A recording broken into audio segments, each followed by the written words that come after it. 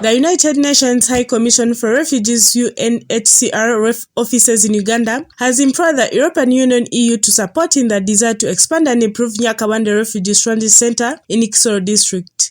The transit centre, which is currently home to over 900 asylum seekers, continues to receive more people on a daily basis as fighting between M23 rebels and the government soldiers continues in the Eastern Democratic Republic of Congo.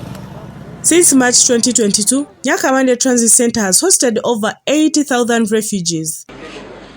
A delegation of 8 ambassadors from the European Union in Uganda yesterday visited Kisoro District, where they met district leaders before meeting with humanitarian workers and new refugee arrivals from DRC at Nyakabande Transit Centre. The ambassadors who visited Kisoro were Rudi Veestraeten of Belgium, Signe Skovbakke from Denmark, Xavier of France, and Karin Boven, ambassador from Netherlands, Massimiliano Mazzanti of Italy, Hakansson from Sweden, Matthias, ambassador of Germany, and Sadek, the European Union ambassador to Uganda.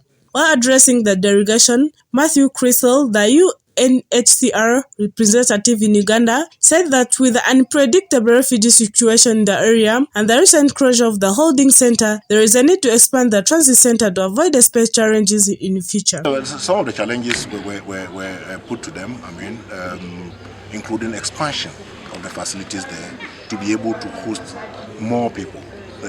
Like you rightly mentioned, if we have the tempo of the influx increasing, we may have to host more people at a time.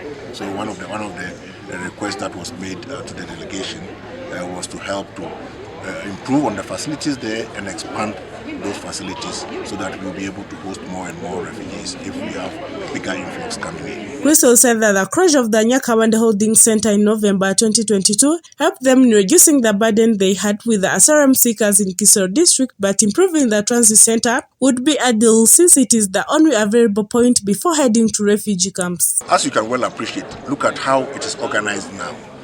At that time, we were spending about $500,000 every month just to keep people at the center in conditions that were not very good.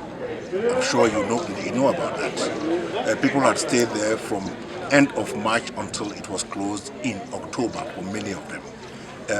Since it was not designed to be a camp, there were makeshift structures here and there, so sanitation was not that good. Health provision could have been improved, and so on and so forth.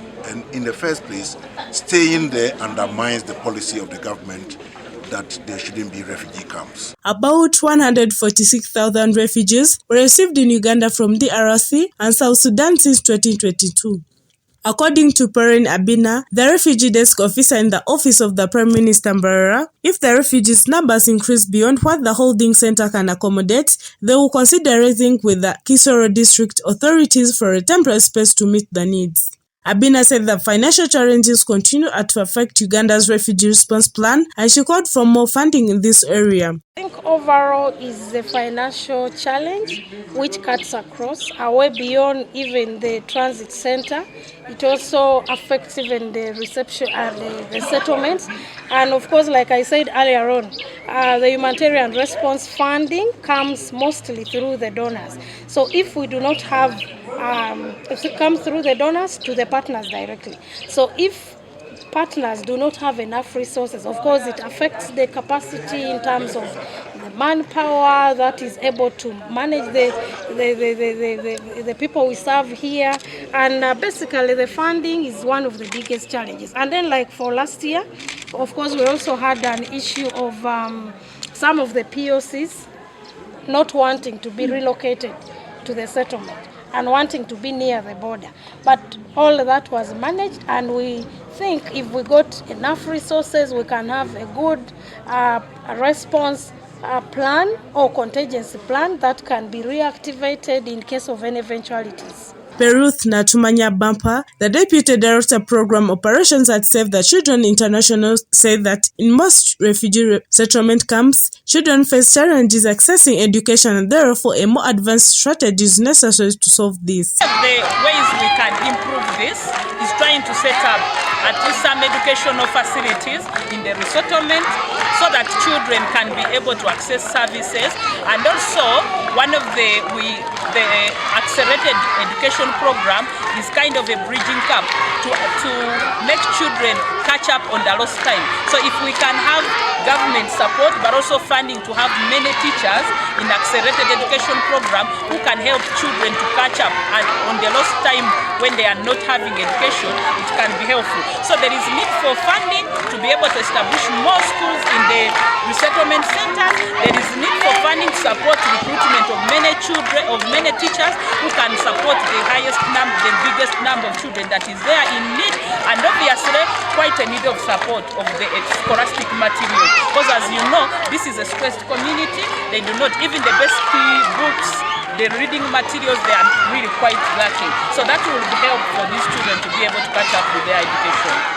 Sadek, the European Union ambassador to Uganda, who led the delegation, said that their visit will help the EU in planning a response plan towards the country's refugee management. So we have sat down with the refugees today.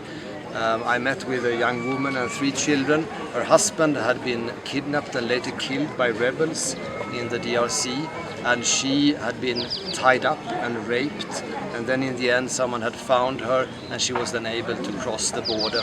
And she had arrived only this week. I was very happy now to be here, to be in safety, to be able to get, psychosocial support, and also not least importantly to meet with other people in the same situation. So this is of course the emotional aspect of our visit, and it makes us even more humble to see these to understand the tragedies behind each and every case. In September, the UNHCR said it urgently required at least $68 million, about shillings 250 billion, for life-saving assistance and services amid surging humanitarian needs for 96,000 refugees who fled to Uganda in 2022.